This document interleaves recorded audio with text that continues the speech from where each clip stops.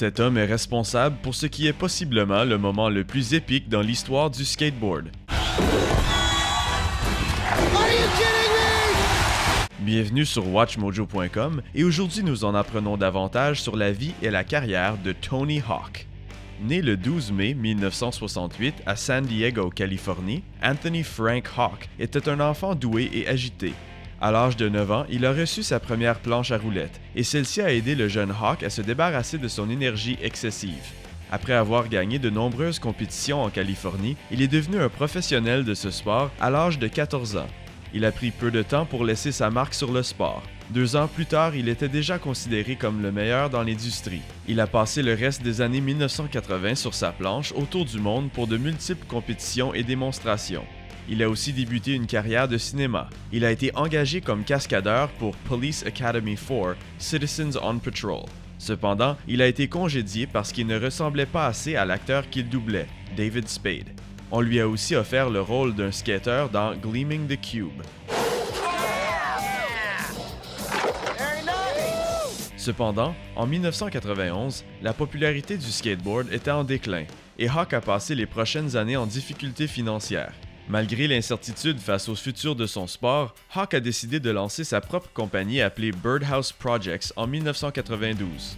Il a continué à avoir de la misère jusqu'en 1995, quand il a participé à la première compétition des X Games. Cette apparition l'a mené à être le skateur le plus connu au monde et a aussi placé les sports extrêmes et le skateboard sous l'œil du public.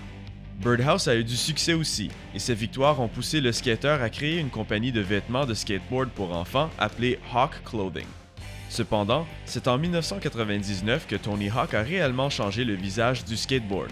Il a fait partenariat avec Activision pour produire la franchise de jeux vidéo révolutionnaire Tony Hawk's Pro Skater, et cette série a depuis produit de nombreux titres populaires.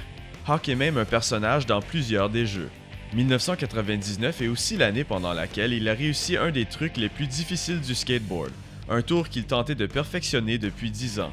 Devant une foule de ses pairs et une audience à la télévision nationale aux X Games de cette année, Tony Hawk a réussi un 900. Ce truc nécessitait qu'il se fasse tourner à 900 degrés, c'est-à-dire 2 fois et demi dans les airs. Rendu à ce point, Tony Hawk était devenu une célébrité dans la culture populaire. Après avoir réussi son 900 désiré, il a pris sa retraite de la compétition professionnelle à l'âge mûr de 31 ans. Ceci ne veut pas dire que cet athlète a ralenti. En 2002, il a fondé la tournée Boom Boom Hawk Jam, mettant en vedette le skateboard, le BMX et le motocross libre. Il a aussi commencé à prendre des petits rôles dans plusieurs films, incluant Triple X et Jackass the Movie en 2002 et Lords of Dogtown en 2005. Can I try that?